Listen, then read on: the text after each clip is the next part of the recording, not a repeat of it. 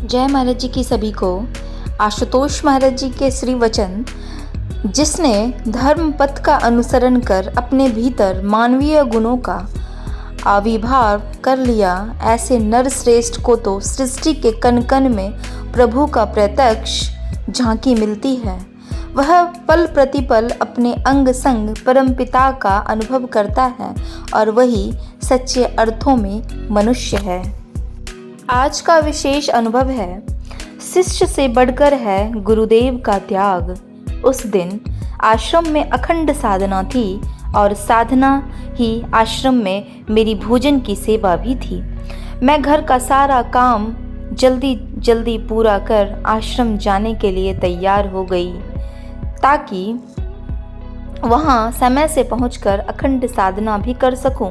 मेरा घर आश्रम से काफ़ी दूर है, इसलिए मैं ऑटो स्टैंड पर ऑटो का इंतज़ार कर रही थी।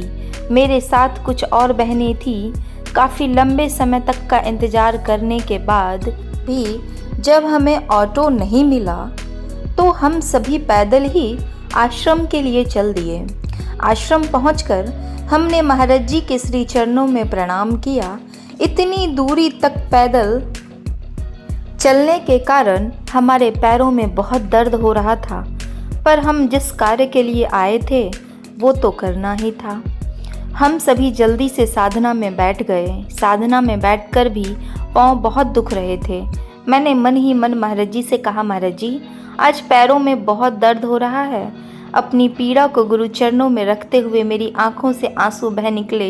अभी साधना में बैठे कुछ ही देर हुई थी कि तभी मैंने अनुभव देखा कि एक लंबे चौड़े व्यक्ति मेरे पास आकर खड़े हो गए। उनके साथ दो और व्यक्ति भी थे।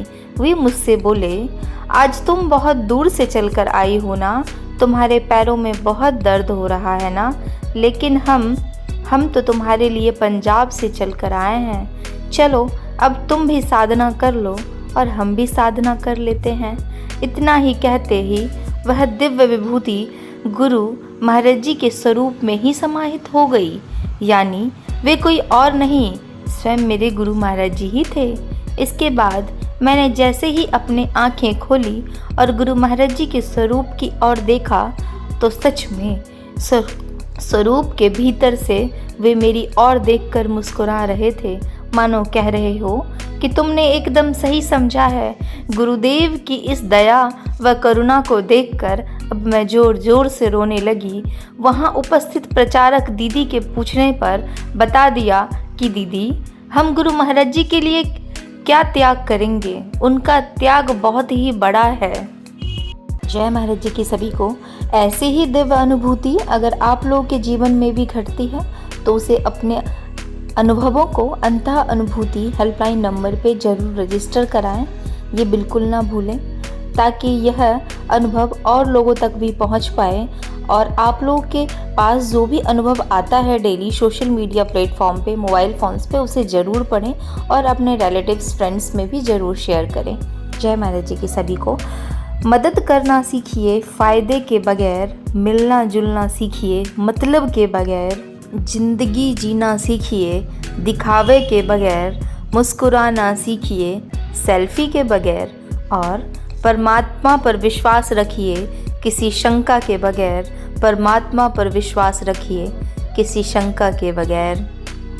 दिव्य ज्योति जागृति संस्थान के द्वारा श्रीमद् भागवत कथा ज्ञान यज्ञ का आयोजन हो रहा है।